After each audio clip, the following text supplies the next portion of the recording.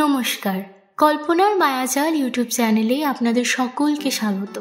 আজকে আমরা আপনাদের জন্য নিয়ে এসেছি বাঘা যতীন। গল্পটি তো শুরু করবই, কিন্তু শুরু করার আগে আপনাদেরকে একটা কথা জানিয়ে রাখি। আপনারা কি গল্প লেখেন? না, কোনো ফ্যান ফিকশন নয়, পাতি প্রেমের অরিজিনাল গল্প লেখেন? যদি লেখেন তাহলে শুধু জমিয়ে রাখছেন কেন বলুন তো? পাঠিয়ে দিন না আমাদের ইমেল অ্যাড্রেসে। আমরা আপনাদের গল্পটি পাঠ করে শোনাবো আমাদের এই চ্যানেলে। ইমেল আইডিটা দেওয়া রয়েছে ডেসক্রিপশন বক্সে, অথবা পাঠিয়ে দিতে পারেন কল্পনার মায়াজাল ফেসবুক পেজে। এইবারে গল্পে ফেরা যাক। গল্প পাঠে তুষার এবং গল্পের সূত্রধার আমি অরিত্রিকা। শুরু হচ্ছে বাঘা যতীন।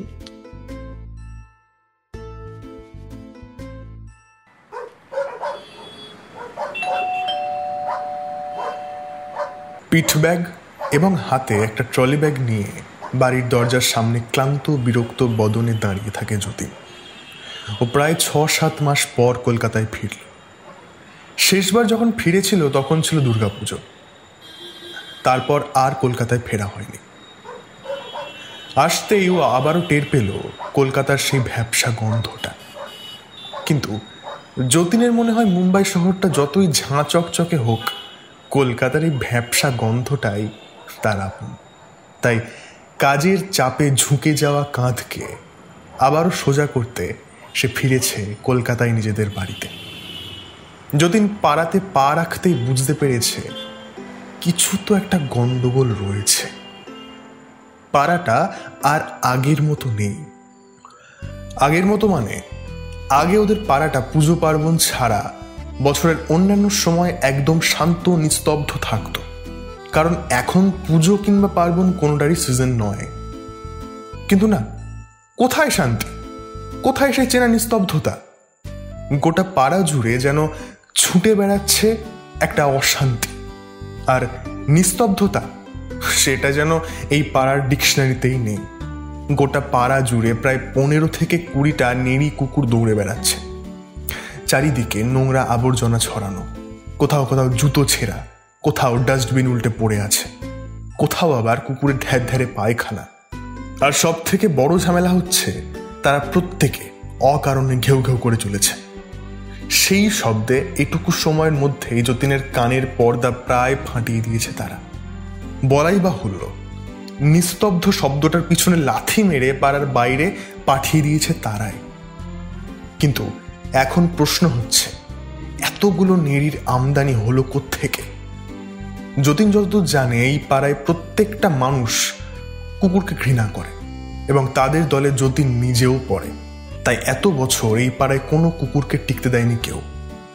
দুর্গাপুজোর সময় যখন যতীন এসেছিল তখনও পাড়াটা নেড়িমুক্ত ছিল। তাহলে হঠাৎ করে এতগুলো নেড়ি আসলো কোত্থেকে? আসলেও বা পাড়ার লোকজন মিউনিসিপ্যালিটিকে জানায়নি কেন?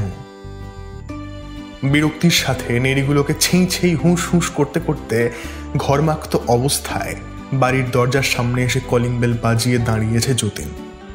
কিন্তু এখনো অবধি কেউ দরজা খোলেনি। আবারও কলিং বেল বাজায় সে। এইবার কাজ হয়। 2-1 সেকেন্ডের মধ্যেই বাড়ির পরিচারিকা সন্টুর মা দরজাটা খুলে দেয়। আরে ছোট বাবু, তুমি দাও ব্যাগ কটা দাও দেখি।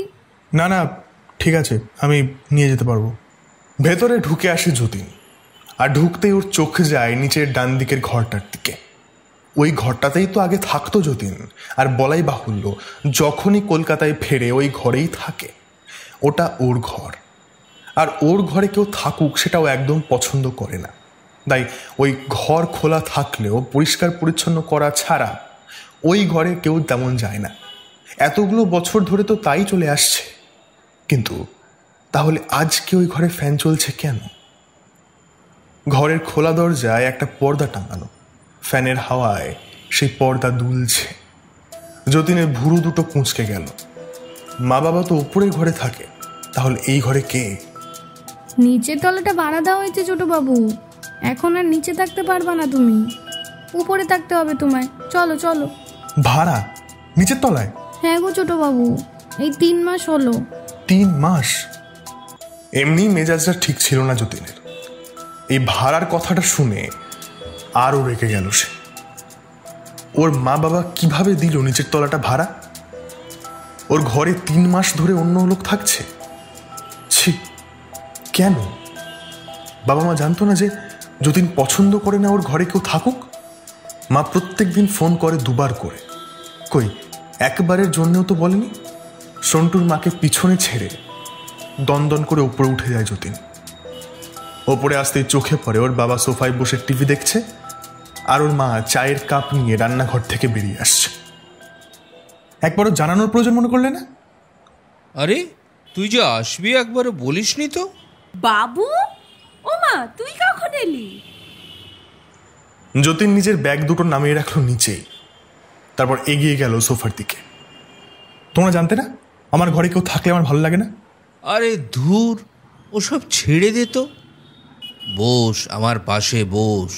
ওই দেখ টিভিতে কি বলছে দেখ, একজন নেতার বাড়ি থেকে নাকি 50 কোটি টাকা পাওয়া গেল। আজকে ব্রেকিং নিউজ, আপনারা দেখতেই পাচ্ছেন, বিখ্যাত নেতার বাড়ি থেকে সিবিআই তদন্ত করে উদ্ধার করলো 50 কোটি টাকা। হ্যাঁ, ঠিকই শুনেছেন, 50 কোটি টাকা। না না, এখনো সব দেখতে বসিস না, আগে যা হাত মুখ ধুয়ে আয়। আমি চাউমিন বানাচ্ছি তোর জন্যে, তুই তো চাউমিন খুব ভালো খাস। ধ্যাত, আমি কি বলছি আর তোমরা কি বলছো? যতীন এইবার চিৎকার করে ওঠে। ওর চিৎকার শুনে জয়ব্রতবাবু এবং পূর্ণিমা দেবী চুপ করে যান। চোখ মুখ থমথমে হয়ে যায় তাদের। যতীন আবার বলে, নিচের তলাটা ভাড়া কেন দিয়েছ? তোমরা জানতে না আমার ঘরে কেউ থাকলে আমার ভালো লাগে না? এক প্রকার ঝাঁঝিয়ে ওঠে যতীন। জয়ব্রতবাবুর ভুরু দুটো কুঁচকে যায়। গুরুগম্ভীর কণ্ঠে তিনি বলেন, কারণ আছে, আর সেই কারণটা না জেনেই অযথা চিৎকার করবে না, বুঝেছ? পরে সব বলা হবে তোমায়। হ্যাঁ, সব বলবো। এখন যা তো, জামা কাপড় পাল্টে নে তাড়াতাড়ি। শোনো বাবু, ওপরের বড় ঘরটা এখন থেকে তোমার। তোমার সব জিনিসপত্র ওই ঘরে শিফট করা হয়েছে। নিচের ঘরে যেমনভাবে রাখা ছিল হুবহু সেভাবেই রাখার চেষ্টা করেছি।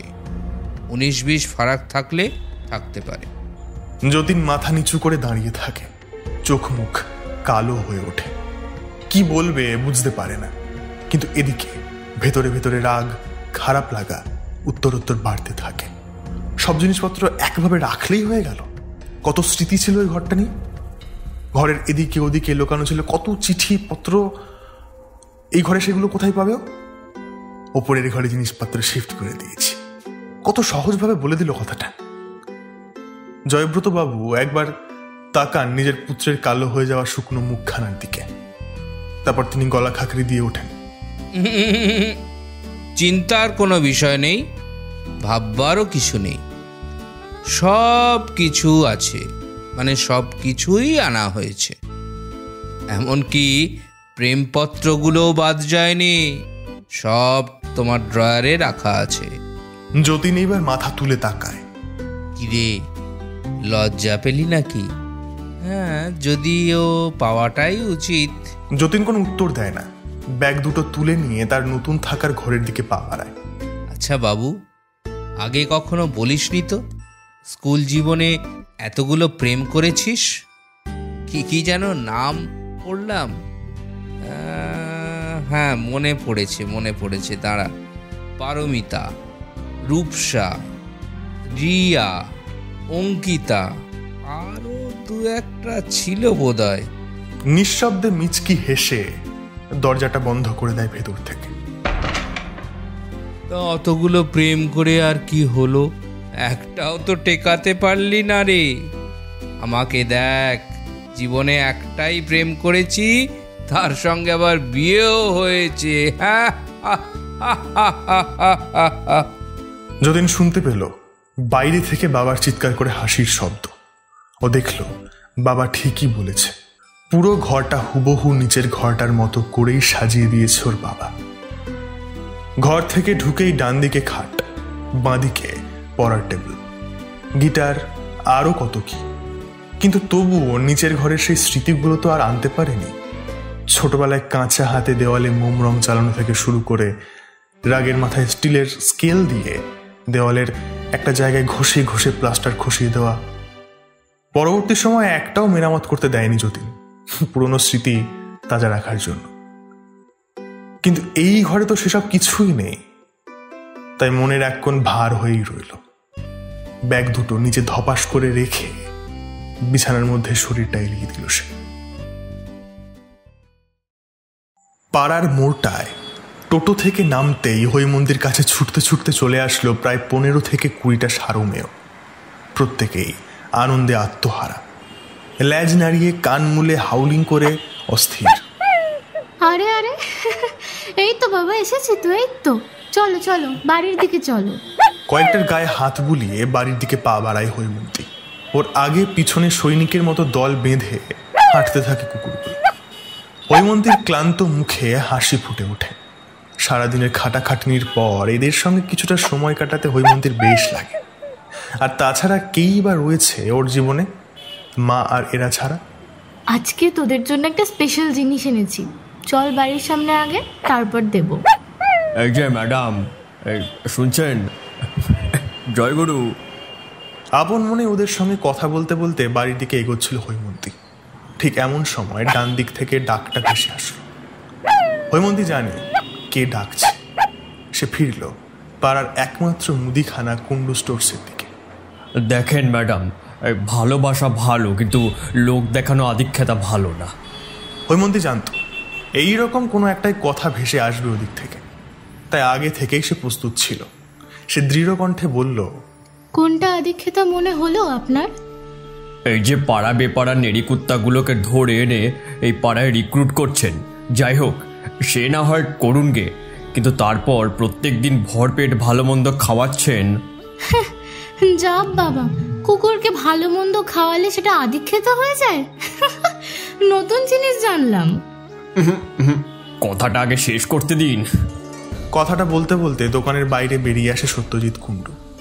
যদিও পাড়ায় সবাই তাকে সত্যজিৎ কুণ্ডু কম, ফোয়ারা কাকা বলেই বেশি চেন। এই নামের পিছনে অবশ্য একটা ইতিহাসও রয়েছে, তবে সেই কথা এখন থাক, পরে বলছি সে কথা। যাই হোক, দোকানের সামনে বেঞ্চের ওপরে বসে থাকা 5-6 জন লোক একটা দুম দাঁড়াক্কা সিন দেখতে পাওয়ার আশায় হাঁ করে চেয়ে থাকে। ফোয়ারা কাকা এগিয়ে গিয়ে দাঁড়ায় হৈমন্তীর সামনে।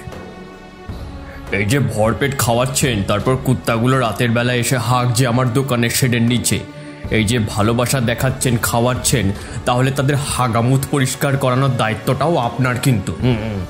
আর যদি সেই দায়িত্ব না নেন, তার অর্থ একটাই, আপনি যে ভালোবাসা খাওয়ানো দাওয়ানো দেখান, সেগুলো সব লোক দেখানো নাটক, আধিক্যতা। আর সেই আধিক্যতাগুলো আপনাকে বন্ধ করতে হবে। প্রত্যেক দিন মিউনিসিপ্যালিটির লোক আসে রাস্তা পরিষ্কার করতে, কারণ রাস্তা পরিষ্কার করার দায়িত্ব তাদের, আমার নয়। আর একটা কথা, আমি আদিক্ষেতা করব কি করব না সেটা আমার ব্যক্তিগত ব্যাপার, বুঝেছেন? সরুন সামনে থেকে। ফোয়ারা কাকাকে সাইড কাটিয়ে এগিয়ে যায় হৈমন্তী। ফোয়ারা কাকা রাগে ফুঁসতে থাকেন। ওদিকে বেঞ্চের উপরে বসে থাকা লোকগুলোর মধ্যে থেকে গুঞ্জন হতে শুরু করে। মেয়ে ছেলের কথা দেখেছো? দেখো। আর বলবেন না, বাপরে বাপ, অ্যাসিড অ্যাসিড। এখনকার মেয়ে ছেলে মানে অ্যাসিড। যা বলেছো অ্যাসিড, চ্যাটাং চ্যাটাং কথা একদম। এই যে ম্যাডাম, শোনেন শোনেন। হৈমন্তী পিছনে ফেরে। বেঞ্চের উপরে বসে থাকা লোকগুলো নিজেদের আলোচনা থামিয়ে মুখ উঁচিয়ে তাকায় সেদিকে।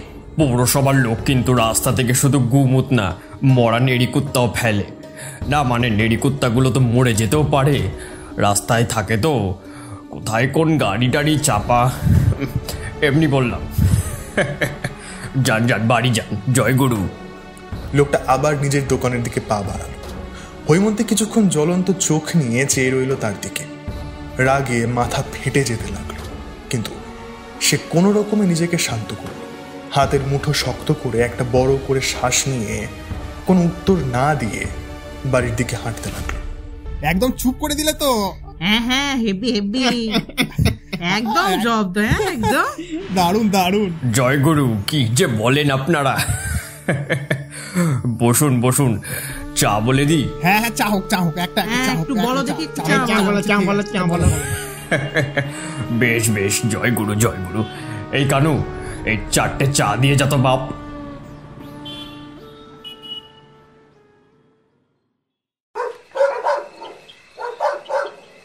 রাত, গভীর রাত। হঠাৎ কুকুরের ঘেউ ঘেউ শব্দে চমকে ওঠে যতীন। এতটা হয়তো সে চমকাতো না, কিন্তু চমকাতে বাধ্য হয়েছে কারণ আওয়াজটা এসেছে ঠিক তাদের ছাদের উপর থেকে। বইটা বালিশের পাশে ফেলে রেখেই তিরিং করে লাফিয়ে ওঠে যতীন। ঘরে বইয়ের তাকে প্রচুর গল্পের বই জমিয়ে রেখেছিল যতীন। সেগুলোর মধ্যে থেকেই ওর সবচেয়ে পছন্দের একটা গল্পের বই নিয়ে আধশোয়া হয়ে পড়ছিল সে। ঘড়ির দিকে খেয়াল ছিল না, কিন্তু হঠাৎ ছাদের উপর থেকে এই বিদঘুটে জন্তুটার চিৎকার শুনে চমক ভাঙে তার। ঘড়ির দিকে চেয়ে দেখল রাত 2:30। এত রাতে ছাদে কুকুর? কিন্তু না, প্রশ্ন সেটাও নয়। প্রশ্নটা হলো রাত হোক কিংবা দিন, ছাদের উপরে কুকুর আসলো কোত্থেকে? তাহলে কি কোনো সময় দরজা খোলা পেয়ে সেই ফাঁকে উঠে এসেছে হতচ্ছাড়া? হ্যাঁ, তাই হবে। কিন্তু দরজাটা কে খুলল? ঠিক ভাড়াটিয়াদের কাজ। নয়তো দরজা কে খুলে রাখবে? কাল সকালে হবে তাদের সঙ্গে। কিন্তু এখন কি করা উচিত? কুকুরটাকে তো এখন ছাদ থেকে খেদাতে হবে। কিন্তু যতীন যে বিদঘুটে জন্তুটাকে প্রচন্ড ভয় পায়, তাহলে কি বাবাকে ডাকবে? না না, তিনি ঘুমোচ্ছেন হয়তো। যা করার যতীনকেই করতে হবে। ঘরের এদিকে ওদিকে একবার চোখ ঘুরিয়ে দেখে নেয় যতীন, আর দেখতেই চোখ যায় টেবিলের পাশে দাঁড় করিয়ে রাখা ব্যাটটার দিকে। আর চোখ পড়তেই তার ঠোঁটে একটা চওড়া হাসি খেলে যায়। এই তো, এইরকম একটা বস্তুই তো সে খুঁজছিল এতক্ষণ। ব্যাটটা উঁচিয়ে নিয়ে ধীরে ধীরে ঘরের বাইরে বেরিয়ে আসে যতীন। তারপর সিঁড়ি বেয়ে উঠে যায় উপরের দিকে। কিন্তু চিলে কোঠার কাছে আসতেই যতীন লক্ষ্য করে ছাদের লাইটটা জ্বলছে। অবাক হয়ে যায় যতীন। লাইটটা আবার কে জ্বালালো? কুকুরে লাইটও জ্বালাতে পারে নাকি? এইসব ভাবতে ভাবতেই ছাদের ভেতরে প্রবেশ করে যতীন। আর প্রবেশ করা মাত্রই একটা কালো মিশমিশে দানবাকৃতির কুকুর ছুটে আসে যতীনের দিকে। যতীনের বুকের ভেতরটা ধরাস করে ওঠে। সে ভয়ে দেওয়ালের সঙ্গে সিটিয়ে যায়। কুকুরটা তার গায়ের উপরে 2 পা তুলে উঠে ওর গাল মুখ চাটতে থাকে। যা যা রাম রাম রাম রাম রাম রাম রাম, যা বলছি যা বলছি, মারবো কিন্তু। ব্যাটটা আরো উপরের দিকে উঁচিয়ে ধরে যতীন। আর ঠিক তখনই, কে আপনি? ছাদে কি করছেন? আর আপনার সাহস কিভাবে হয় ওকে ব্যাট দিয়ে মারার চেষ্টা করার? হ্যাঁ, একটা মহিলা কণ্ঠের তীব্র চিৎকার ভেসে ওঠে। এত রাতে ছাদের উপর মেয়ে। যতীনের বুকের ভেতরটা এমনিতেই ভয়ে কাঁপছিল, কিন্তু মেয়েলি কণ্ঠস্বর শুনে এইবার শ্বাস প্রশ্বাস বন্ধ হয়ে যাওয়ার জোগাড় হয়ে গেল। এসব কি হচ্ছে? ওদের বাড়ির ছাদে এরা এলো কোত্থেকে? বিদঘুটে জন্তুটার গলায় একটা নীল রঙের বেল্ট পরানো। সে বেল্ট ধরে মেয়েটি নিজের দিকে টেনে নেয় জন্তুটাকে। যতীন হাঁপাতে হাঁপাতে বেশ খানিকটা দূরে গিয়ে দাঁড়ায়, যাকে বলে সেফ ডিস্টেন্স বজায় রাখা। আর ঠিক তখনই যতীন প্রথমবার দেখে মেয়েটাকে। দেখতে খুব একটা আহামরি কিছুই নয়। এলোমেলো চুলগুলো রাতের বাতাসে দুলছে। চোখে একটা কালো ফ্রেমের চশমা, মাঝারি উচ্চতা, চেহারাটা মোটার দিকে। গায়ের রংটা যতীনের চেয়ে চাপাই হবে হয়তো। পরনে একটা লাল রঙের টপ। তবে সব মিলিয়ে ভদ্রবাড়ির মেয়ে বলেই মনে হয়। তাহলে কি এই মেয়েটাই ওদের নতুন ভাড়াটিয়া? এই যে মিস্টার, কে আপনি? হ্যাঁ, রাত বেরিতে কি করছেন এই বাড়িতে? চুরি মতলব নাকি? লোক ডাকবো? হ্যাঁ, লোক ডাকবো? যতীনের মাথাটা চটাস করে গরম হয়ে যায়। এমনিতেও প্রচন্ড শর্ট টেম্পার্ড ছেলে, তার উপরে ওর বাড়ির ছাদে দাঁড়িয়ে ওকেই বলছে কিনা চোর। কি বলেন? চোর? আমাকে চোর মনে হচ্ছে? হ্যাঁ, মনে হচ্ছে। আর আপনাকে কি মনে হচ্ছে বলুন তো? জানেন, লাল রঙের গ্যাসের সিলিন্ডার। কি বললেন? আপনি বডি শেমিং করছেন? আপনি জানেন আমি আপনার কি হাল করতে পারি? আপনি জানেন আমি আপনার কি করতে পারি? হ্যাঁ, শুনি। আপনি কি করতে পারেন? যেখানে দাঁড়িয়ে গলাবাজি করছেন না, সেটা আমাদের বাড়ির ছাদ। আর যেখানে ভাড়া থাকেন সেটা আমাদের বাড়ি। আর যাকে চোর বললেন, এই বাড়িটা তাদের। এবার আপনি ভাবুন আমি কি করতে পারি। মেয়েটার মুখটা এইবার কাচুমাচু হয়ে যায়। আগে একবার শুনেছিল ঠিকই যে এই বাড়িতে একজন ছেলেও রয়েছে, তবে সে কলকাতায় থাকে না। তাহলে এটাই সে? কি ফুস হয়ে গেল তো? এইবার আপনি বলুন তো, রাতের বেলায় আপনার এই বিদঘুটে কালো চাঁদকে নিয়ে আমাদের ছাদে কি করছেন? আমি লোক ডাকবো? মেয়েটার চোখে মুখে আবার সেই তেজ ফিরে আসলো মুহূর্তের মধ্যে। কি বললেন আপনি? বিদঘটে কালো চাঁদ? দেখুন, মুখ সামলে কথা বলবেন, বেশি আলফাল বকলে না। বেশ করেছি বলেছি, আবার বলবো, 100 বার বলবো, রাত বিরেতে লোকের ছাদে নিজের বিদঘুটে কালো চাঁদকে নিয়ে উঠতে লজ্জা করে না? বেশ করেছি, উঠেছি। এই ছাদে ওঠার আমার সম্পূর্ণ অধিকার রয়েছে। প্রত্যেক মাসে ভাড়া দিচ্ছি এমনি এমনি নাকি? ভাড়া দিচ্ছেন বলে কিনে নিয়েছেন নাকি? যতীন আরো কিছু বলতে যাচ্ছিল, কিন্তু ঠিক তখনই ওর পায়ের তলায় থকথকে কিছু একটা পড়ল, আর একটা বিশ্রী গন্ধে ওর অন্নপ্রাশনের ভাত বেরিয়ে আসার জোগাড় হয়ে গেল। কি এটা? হ্যাঁ, কি এটা? যতীন চিৎকার করে ওঠে। মেয়েটার ঠোঁটে মিচকি হাসি খেলে যায়। কি হলো? চুপ করে আছেন কেন? ওটা পটি। কি? হ্যাঁ, ঠিকই শুনেছেন, ওটা পটি। আপনি যাকে বিদঘুটে কালো চাঁদ বললেন তার পটি। রেলিং এর উপরে ঝুঁকে বাড়ির উল্টো দিকে হরহর করে বমি করতে থাকে যতীন, আর সেই ফাঁকে মেয়েটি নিজের কুকুরটাকে নিয়ে নিচের দিকে দৌড় লাগায়। শালা শালা জমের অরুচি। দাঁড়া দাঁড়া শালা, কাল সকালে তোদের মজা দেখাবো।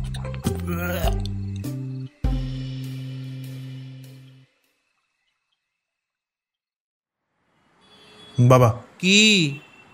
ভাড়াটাদের অন্য বাড়ি খুঁজে নিতে বলো। সে কি? কেন? কেন মানে? রাত বিরাতে ছাদের উপরে ভূতের মতো ঘুরে বেড়ায়। কালকে রাতে আমার আত্মারাম খাঁচা ছাড়া হয়ে যাচ্ছিল।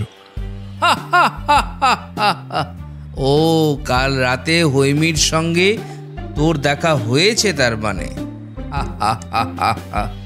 খুব ভালো মেয়ে রে, খুব ভালো মেয়ে। ও আর ওর মা থাকে। ভালো মেয়ে? My foot. কেন, কি করেছে তোকে? কি করেনি তাই বলো তো? আমাকে দেখে বলে কিনা চোর, আবার ছাদে ওই কুকুর হারাচ্ছিল। ও বাঘা, ওর রাতের বেলায় পটি করা অভ্যেস, তাই আমি হৈমিকে বলেছি ছাদে করাতে।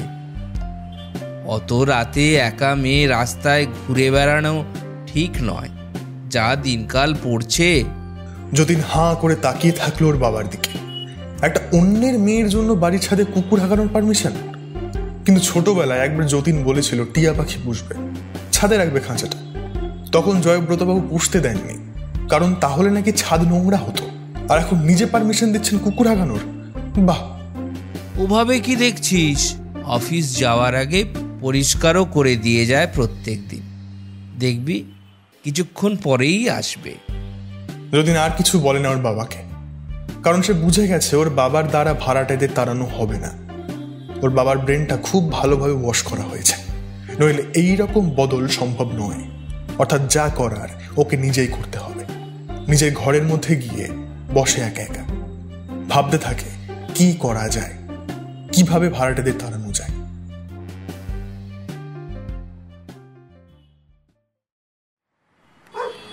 এই এই এই এই হতচ্ছাড়া, যা যা এখান থেকে, মর শালা মর।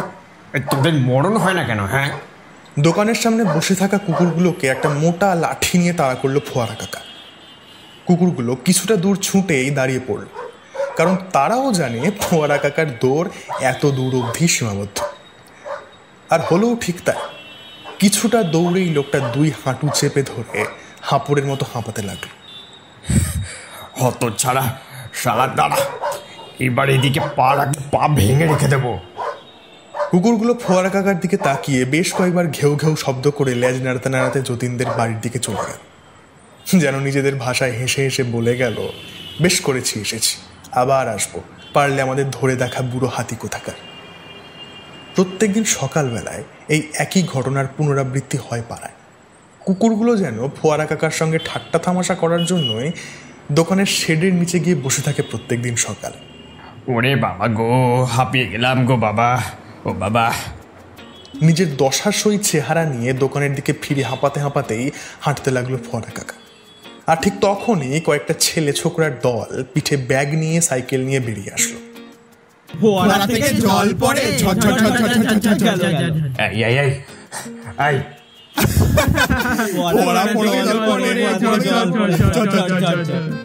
ছেলেগুলো সাইকেল নিয়ে স্পিডে ফোয়ারা কাকার পাশ কাটিয়ে বেরিয়ে যায় রাস্তার দিকে। ফোয়ারা কাকা আবার ছুটতে শুরু করে। আজকে তোদের একদিন কি আমার একদিন। এই দাঁড়া বলছি। তোদের বাপকে বলিস? হ্যাঁ, তোদের বাপকে বলিস এসব কথা? আমার বাপ তো আর তোমার মতো না। আমাদের বাপ বৌদির পিছনে ঘোরে নাকি? হ্যাঁ, আরে বৌদির চড় খেয়ে রাস্তায় ঝড়ঝড়িয়ে মতে নাকি? হ্যাঁ। ছেলেগুলো চিৎকার করতে করতে পাড়ার মোড়টা ঘুরে বড় রাস্তার দিকে চলে যায় সাইকেল ছুটিয়ে। আর এদিকে ভুড়িওয়ালা ফোয়ারা কাকা দৌড়াদৌড়ি চেঁচামেচি করার ফলে ঘেমে নিয়ে একেবারে একসা হয়ে যায়।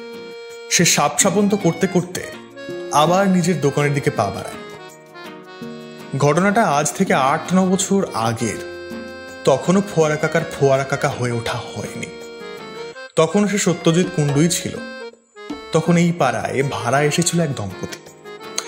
ভদ্রলোক ছিলেন চাকুরিজীবী, ফলে সকালে বেরোতেন, বাড়িতে ফিরতেন রাত্রে।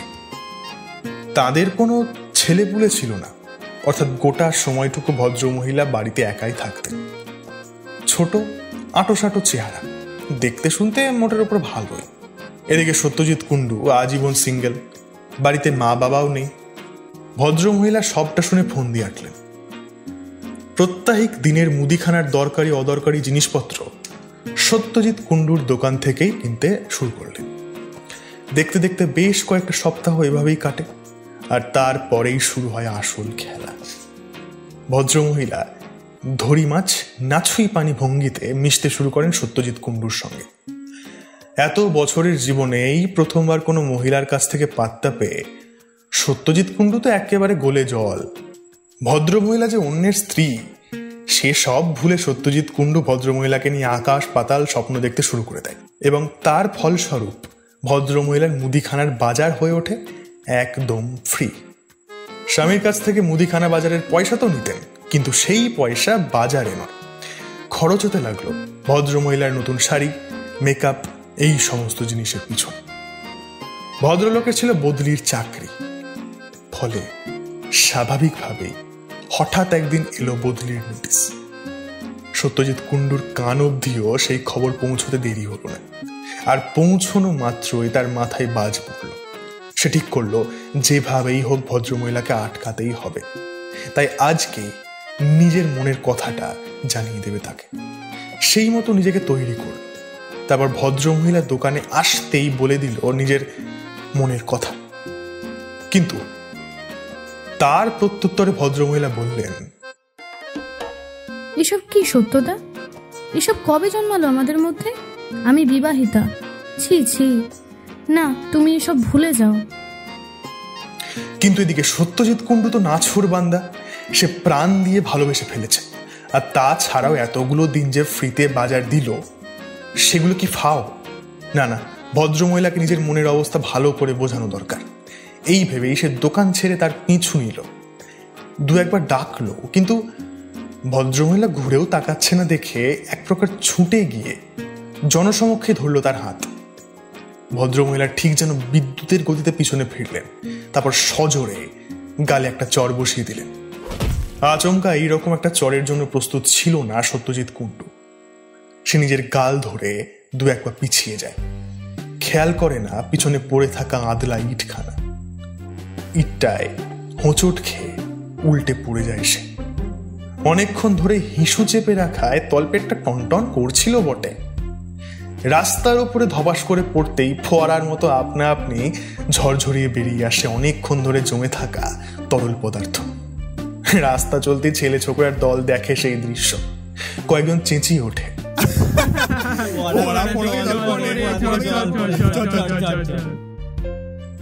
তারপর আর কি, দম্পতি পাড়া ছেড়ে চলে যায়, আর সত্যজিৎ কুণ্ডু হয়ে ওঠে ফোয়ারা কাকা। তারপর থেকে রাস্তাঘাটে ছেলে ছোকরা তাকে দেখলেই এই নাম ধরে খোঁচায়। সত্যজিৎ কুণ্ডু খোঁচেও যায় বটে। দোকানে এসে ফ্যানটা চালিয়ে দিয়ে বসলো সে, আর অমনি একটা চেনা ডাক শুনতে পেল, সত্য কাকা। ফোয়ারা কাকা দেখলো যতীন দাঁড়িয়ে আছে। কিরে, এই কবে এলি? এই তো কাল রাতেই ফিরলাম। একটা দুধের প্যাকেট দিও তো। যতীন এই লোকটাকে একদম পছন্দ করে না, তাই যতটা সম্ভব দ্রুত কথোপকথন শেষ করার চেষ্টা করল। ফোয়ারা কাকাও আর বেশি কিছু জিজ্ঞাসা করল না। দুধের প্যাকেটটা দিয়ে আবার চেয়ারের ওপরে বসে পড়ল। যতীন টাকাটা দিয়ে দোকান ছেড়ে বেরোবে এমন সময়ও দেখল ওর ঠিক সামনে দাঁড়িয়ে আছে প্রায় 5 থেকে 6টা কুকুর। ও একটু আগেও দেখে এসেছে বাড়ির সামনে সব কটা সাটপাট হয়ে শুয়েছিল, কিন্তু এইটুকু সময়ের মধ্যে উঠে চলে এসেছে। প্রত্যেকের মুখ খোলা, জিভ বাইরের দিকে ঝুলছে এবং সেখান থেকে লালা গড়িয়ে পড়ছে। লেজটা পেন্ডুলামের মতো দুলছে, চোখগুলোর মধ্যে বদমাইশির ছাপ। যতীনের ভয় হলো, পা বাড়ালেই যদি গায়ের উপরে চড়ে যায়। ভয়ে একটা ঢোক গিলে সেখানেই পাথরের মূর্তির মতো জমে গেল যতীন। ফিসফিসে গলায় বলল, এই এই যা বলছি, যা, হুস হুস। কুকুরগুলো আরো কিছুটা এগিয়ে আসলো। এই তোরা তোরা তোরা এগোচ্ছিস কেন? হ্যাঁ হ্যাঁ, আমার কাছে খাবার নেই কিন্তু। হ্যাঁ, যা যা, হুস হুস। কুকুরগুলো ধীর পায়ে এগিয়ে আসতে লাগলো যতীনের দিকে। যতীনের মনে হতে লাগলো এগুলো কুকুর নয়, এগুলো মৃত্যুদূত। যতীন মনে মনে ভগবানের নাম স্মরণ করতে লাগলো। হুস, যা যা যা, রাম রাম রাম রাম রাম রাম রাম রাম রাম রাম রাম রাম রাম রাম। এই এই এই এই হতচ্ছাড়াগুলো, এই তোরা আবার এসেছিস? ফোয়ারা কাকা একটা লাঠি নিয়ে ছুটে বেরিয়ে আসলো দোকানের বাইরে। তাকে দেখে কুকুরগুলো ঝেড়ে দৌড় লাগালো। যতীনের মনে হলো কুকুরগুলো যদি মৃত্যুদূত হয়ে থাকে তাহলে ফোয়ারা কাকা স্বয়ং ভগবানের দূত। ভগবান তাকে পাঠিয়েছে ওর জীবন রক্ষার জন্য। শালাগুলো জ্বালিয়ে মারলো একবারে। নিজের মনেই গ্যাজ গ্যাজ করতে করতে দোকানের মধ্যে ফিরে আসলো সে। এত কুকুর কোত্থেকে আসলো গো? পাড়াতে এত কুকুর তো ছিল না। ফোয়ারা কাকার চোখে মুখে যেন আগুনের ঝলকানি খেলে গেল। কেন? তোদের বাড়ির ওই ভাড়াটে মেয়ে ছেলেটা শালা পাড়া বেপাড়ার কুত্তা তুলে এনে পাড়ায় ঢোকাচ্ছে আর ভালো মন্দ গেলাচ্ছে। হাগামুত তো আর পরিষ্কার করতে হচ্ছে না, সব আমার দোকানের সামনে হেগে রেখে যাচ্ছে, আর ওইগুলো পরিষ্কার করছি আমি। যত সব লোক দেখানো আদিক্ষেতা। এই কুকুরগুলোও সে এনেছে? তাইলে আর বলছি কি এমনি এমনি? বাড়িতে পুষছে পুষুক না, রাস্তায় পুষে উৎপাত বাড়ানোর কি কোনো মানে আছে? ওই যে সব ডাস্টবিনগুলো সোজা করে দিয়ে গেল পৌরসভা থেকে, সন্ধ্যা অব্দি সব উল্টে দেবে। যতীন দাঁড়িয়ে দাঁড়িয়ে ফোয়ারা কাকার সব কথাগুলো মন দিয়ে শুনল, আর শুনতে শুনতেই ওর মাথায় একটা বুদ্ধি খেলে গেল। এতক্ষণ ও একা একা ভাবছিল কিভাবে ভাড়াটেদের তাড়ানো যায়, কিন্তু কাজটা একা একা করা অতটা সোজা নয়। সেক্ষেত্রে ফোয়ারা কাকা কাজে আসতে পারে। ও এগিয়ে গেল ফোয়ারা কাকার দিকে। ঠোঁটের কোণায় ফুটে উঠল একটা বাঁকা হাসি। মা, আমি আসছি। সাইড ব্যাগটা কাঁধে ঝুলিয়ে বারান্দায় বেরিয়ে ওর মায়ের উদ্দেশ্যে হাঁক ছাড়ল হৈমন্তী। দেবকী দেবী রান্নাঘরে ছিলেন। মেয়ের গলা শুনে বেরিয়ে আসলেন। একটু দাঁড়া, আমারও দেরি হয়ে যাচ্ছে। এই বাঘার খাবারটা রেডি করেই আমি বেরিয়ে যাব।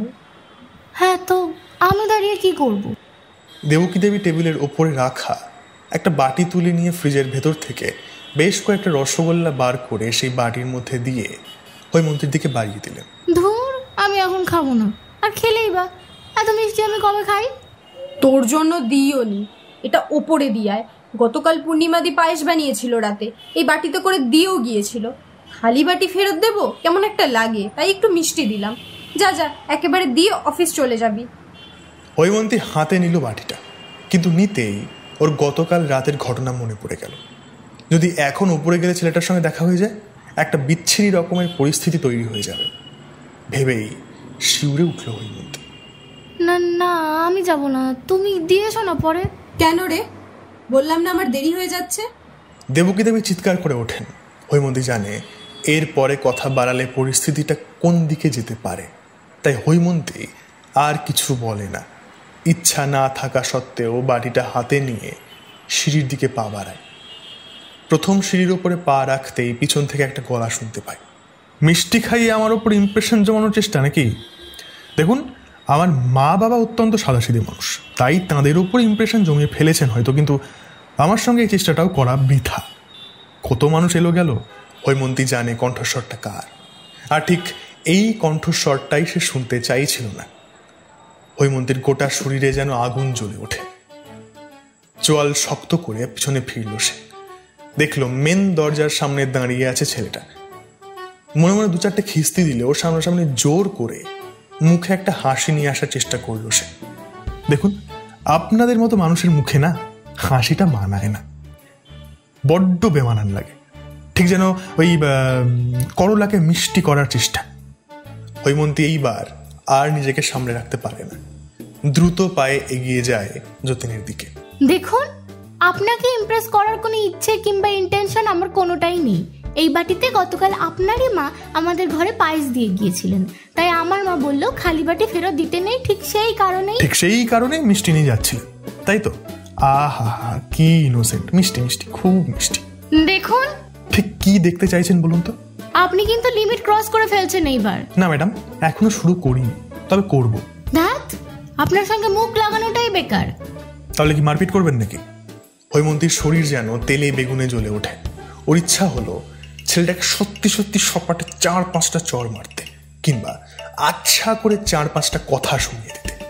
কিন্তু তখনই ওর মনে পড়লো ওর অফিসের দেরি হয়ে যাচ্ছে, আর এই ছেলেটাকে মারলে তাদের নিজেদের থাকার জায়গাটা নিয়ে টানাটানি করতে পারে। অগত্যা কোনো রকমে নিজের রাগকে সংবরণ করলো সে। আরে আচ্ছা, মুশকিল তো। এই আপনি এই বাড়িটা ধরুন তো, ওপরে যান, আমার দেরি হয়ে যাচ্ছে। আপনার সঙ্গে ঝামেলা করার মতো সময় আমার নেই।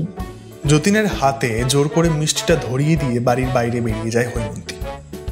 যতীন আবার পিছু ডাকে, দেখুন মিস কুকুরেশ্বরী, কুকুরগুলোকে সামলে রাখবেন। হৈমন্তী আবার পিছনে ফেরে। কেন, আপনার কি সমস্যা হচ্ছে? সমস্যা হচ্ছে না আবার? রাস্তায় বেরোনো যাচ্ছে না, চারিদিকে ডাস্টবিন উল্টে পড়ে আছে, কোথাও হেগে রেখেছে, আর সব থেকে বড় কথা, যখন তখন তেড়ে আসছে। চোরের মতন দেখতে হলে তো কুকুর তেড়ে আসবেই। কি বলেন আপনি? হৈমন্তী কোনো উত্তর না দিয়ে একটা বাঁকা হাসি হেসে চলে যায়। যতীন কিছুক্ষণ সেখানেই দাঁড়িয়ে রাগে ফুঁসতে থাকে, তারপর পা বাড়ায় ভেতরের দিকে। আর পা বাড়ানো মাত্রই সে দেখতে পায় বিদঘুটে জন্তুটাকে। বারান্দার এক কোনায় বাটির মধ্যে কিছু একটা খাচ্ছে সে। খাওয়ায় এতটাই মগ্ন যে যতীনকে খেয়ালই করেনি। যতীন দাঁড়িয়ে দাঁড়িয়ে তাকে দেখে কিছুক্ষণ। এমনি ওই বিদঘুটে জন্তুটাকে দেখার কোনো ইচ্ছা নেই যতীনের। সে জন্তুটাকে দেখছে কারণ ভাড়াটেদেরকে বাড়ি থেকে তুলতে গেলে একটা প্ল্যান করতে হবে। ফোয়ারা কাকার সঙ্গে কিছুক্ষণ আগেই সেই প্ল্যান নিয়ে অনেক সলা পরামর্শ করেছে যতীন। ওই প্ল্যানে মুখ্য ভূমিকায় রয়েছে এই বিদঘুটে জন্তুটা, তাই তার চলা ফেরা, খাওয়া দাওয়া সব নজরে রাখতে হবে। এই কথাগুলো ভাবতে ভাবতেই সিঁড়ির দিকে এগিয়ে যায় যতীন, কিন্তু এগোনো মাত্র এই কুকুরটা ওর পায়ের শব্দ শুনে পিছনের দিকে ফেরে। যতীনের হৃৎপিণ্ডটা আবারও ধকধক করে ওঠে। ও আর একটা মুহূর্ত দাঁড়ায় না, পড়ি কি মরি করে ছুটে চলে আসে উপরে। যতীন ছোট থেকে কুকুরদের থেকে দূরে দূরে থাকতো ভয়ে, কিন্তু এতটা ঘেন্না করতো না। ঘেন্নার সূত্রপাত হয় আজ থেকে বেশ কয়েক বছর আগের একটা বর্ষার বিকাল থেকে। তখন যতীনের ক্লাস 9, ইংরেজি পড়তে যেত পাশের পাড়ার নিহারেন্দু মজুমদারের কাছে। ওদের ব্যাচে পড়তো মোট 12 জন ছেলে মেয়ে। সে 12 জনের মধ্যে একজন ছিল রমা। প্রথম দিন ব্যাচে এসেই হোঁচট খেয়ে রাস্তার উপর ধপাস করে পড়ার মতো রমাকে দেখে ধপাস করে প্রেমে পড়েছিল যতীন। বেশ কয়েক মাস স্যারের কাছে পড়ার পরেও রমাকে নিজের মনের কথাটা বলা হচ্ছিল না যতীনের। প্রথম প্রেম, তাই ভয় হওয়াটাই স্বাভাবিক। একদিন বিকালে পড়া ছিল স্যারের কাছে। সবাই পড়তেও গিয়েছিল, কিন্তু হঠাৎ করেই স্যার খবর পান তার কোনো এক আত্মীয় নাকি মারা গেছে, তাই তাকে এক্ষুনি যেতে হবে। সেদিনকার মতো পড়া ছুটি হয়ে যায়। সবাই একে একে স্যারের বাড়ির বাইরে বেরিয়ে আসে, আর ঠিক তখনই শুরু হয় ঝমঝমিয়ে বৃষ্টি। যতীন একটা বন্ধ দোকানের শেডের নিচে গিয়ে দাঁড়ায়। সেকেন্ড কয়েক বাদেই আরও একজন এসে দাঁড়ায় যতীনের ঠিক পাশে।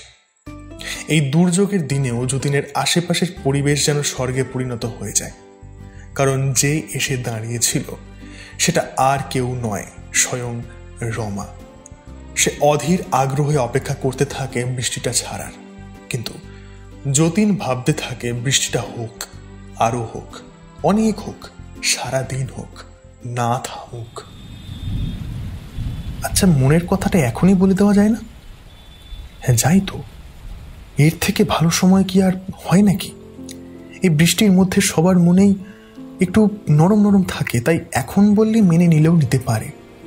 কিন্তু কি বলা যায়, আই লাভ ইউ। ধুর ধুর, অন্য কিছু ভাবতে হবে। কি বলা যায়, কি বলা যায়? হ্যাঁ, মনে পড়েছে। খাতা কলম বই ছাড়া তোর চিন্তাতে আমার মাথা ভরা, সিলেবাস নয় তুই আমার টপিক, চল না প্রেম করি সাইডে রেখে সব লজিক। মনে মনে একবার কথাগুলো আওড়ে নেয় যতীন, তারপর একটু গলা খাকরি দেয়। বলছি কি, একটু শোন না। রমা তাকায় যতীনের দিকে। যতীন একটু হেসে হাঁটু মুড়ে বসতে যায়, কিন্তু সে খেয়াল করে না কয়েক সেকেন্ড আগেই বৃষ্টি থেকে বাঁচার জন্য একটা কুকুর ঠিক ওর পিছনে এসে বসেছে।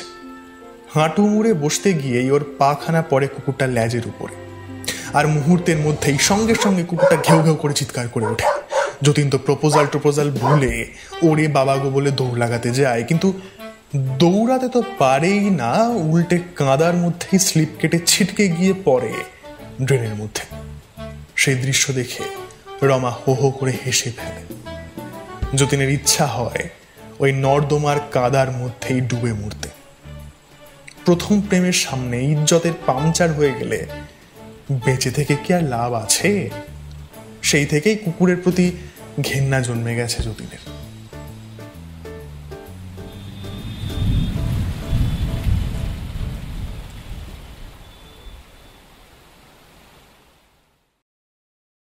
পরের দিন সন্ধ্যাবেলায়, তখন ঘড়িতে 7:30 মতো হবে, সিঁড়ি দিয়ে যতটা সম্ভব পা টিপে টিপে নিচের দিকে নামতে থাকে যতীন, যাতে ওই বিদঘুটে জন্তুটা ওর বিষয়ে টের না পায়। নিচে নেমে একবার বারান্দার চারিদিকে তাকায়, কিন্তু না, কোথাও নেই। তাহলে কি মেয়েটা রাস্তায় নিয়ে গেল? হতেই পারে। যাকে ভালোই হল, ভয়ের কারণটা রইল না। একটা দীর্ঘশ্বাস ছেড়ে বুক ফুলিয়ে বাইরে বেরোয় যতীন, আর বেরোতেই ওর পা দুটো থমকে যায়। গলার কাছটায় শুকিয়ে আসে যতীনের। ওর থেকে ঠিক হাত 3-4 দূরত্বে ওদের বাড়ির সদর দরজার কাছটায় শুয়ে রয়েছে কুকুরটা। না, ঘুমোচ্ছে না, সামনের 2 পায়ের ফাঁকে কিছু একটা নিয়ে কামড়াচ্ছে বসে বসে। তার সমস্ত মনোযোগটা ওদিকেই রয়েছে, আর ঠিক সেই কারণেই যতীনকে লক্ষ্য করেনি সে। তাহলে কি যতীন আবার পা টিপে টিপে যেই পায়ে এসেছিল সেই পায়েই ওপরের দিকে ফিরে যাবে? হ্যাঁ, সেটাই বরং ভালো হবে যতীনের জন্য। যেমন ভাবা তেমন কাজ। যতীন দ্রুত পিছনের দিকে ফেরে, কিন্তু ফিরতেই ওর একটা খটকা লাগে। কুকুরটা কি চিবোচ্ছে ওটা? এক দেখাতে জিনিসটা চেনা চেনাই লাগলো। কুকুরটার দিকে আবার ঘুরল যতীন, আর ঘুরতেই বুঝতে পারলো জিনিসটা কি, আর কেনই বা চেনা চেনা লাগছিল। ওপরের ঘরে জয়ব্রতবাবু যতীনের সমস্ত জিনিসপত্র নিয়ে গেলেও একটা জিনিস মিসিং ছিল, কিন্তু সেই জিনিসটা ঠিক কি সেটা যতীন মনে করতে পারছিল না। কিন্তু এখন কুকুরটার মুখে সেই জিনিসটা দেখে বুঝতে পারল জিনিসটা কি। যতীনের ছোটবেলার ফুটবল খেলার বুটটা ক্লাস 5-এ পড়ার সময় খুব শখ করে কিনেছিল যতীন। তারপর সময়ের সাথে সাথে ওটা ঘরের একটা কোণে স্থান পেয়েছিল। কখনো ফেলে দেয়নি যতীন ওটা, কারণ বুটটা ওর খুব প্রিয় ছিল। কিন্তু এখন ওই বুটটা কুকুরটার মুখের ভেতরে। কোত্থেকে পেল সে? ঠিক ওই মেয়েটা দিয়েছে। রাগে যতীনের হাতের মুঠো এবং চোয়াল শক্ত হয়ে আসে। সে ফণাধারী সাপের মতো ওখানে দাঁড়িয়ে ফুঁসতে থাকে। ঠিক এমন সময় পিছন থেকে আওয়াজ পায়, এই যে, কি দেখছেন ওভাবে বাঘার দিকে? ঠিক এই কণ্ঠস্বরটার জন্যই অপেক্ষা করছিল যতীন। ও দ্রুত পিছনে তাকায়। কারোর ঘর থেকে কোনো জিনিস খুঁজে পেলে সেটা তাকে ফেরত দিতে হয় নাকি কুকুরকে দিয়ে দিতে হয়? হৈমন্তীর ভুরু দুটো কুঁচকে যায়। ও যেন কিছুই বুঝতে পারেনি। হৈমন্তী বাইরের দিকে তাকায়, দেখে বাঘা বসে রয়েছে। তার সামনের 2 পায়ের ফাঁকের মধ্যে একটা জুতো। বসে বসে দাঁত দিয়ে কামড়াচ্ছে সেটা। কাকে জিজ্ঞাসা করে আপনি জুতোটা কুকুরটাকে দিয়েছেন? হ্যাঁ, এই দেখুন, কুকুর কুকুর করবেন না, ওর একটা নিজস্ব নাম রয়েছে। আগেও বলেছি, আবারও বলছি, ওর নাম বাঘা। নাম ধুয়ে কি আমি জল খাবো নাকি? হ্যাঁ, নাকি ওর নাম ধরে ডাকলে আমার জুতোটা ফেরত পাবো? একটা সামান্য জুতোর জন্য আপনি এমন রিয়াক্ট করছেন কেন বলুন তো? আর ওটা তো আপনার হওয়ার কথাও নয়, বাচ্চাদের জুতো একটা। বাদ দিন, না হয় কত দাম বললেন, আমি এক্ষুনি দিয়ে দিচ্ছি। টাকা দিলেই সব হয়ে যায়, তাই না? স্মৃতিগুলোর কোনো দাম নেই। ছাড়ুন, যা করার করেছেন, এবার আমি করব, আপনি দেখবেন। ধরুন আপনার কুকুরটাকে, আমি বেরোবো। হৈমন্তী কোনো কথা বলে না, এগিয়ে গিয়ে বাঘাকে টেনে নেয়। যতীন দন করতে করতে রাস্তায় বেরিয়ে যায়। গন্তব্য ফোয়ারা কাকার দোকান। প্ল্যানটা আরো ভালো করে সাজিয়ে যত তাড়াতাড়ি সম্ভব এক্সিকিউট করতে হবে, এদের পাড়া ছাড়া করতে হবে। ফোয়ারা কাকার দোকানে পৌঁছে যতীন দেখল পাড়ার বেশ কয়েকজন লোক ঠিক জমিয়েছে। ও এগিয়ে গেল তাদের দিকে।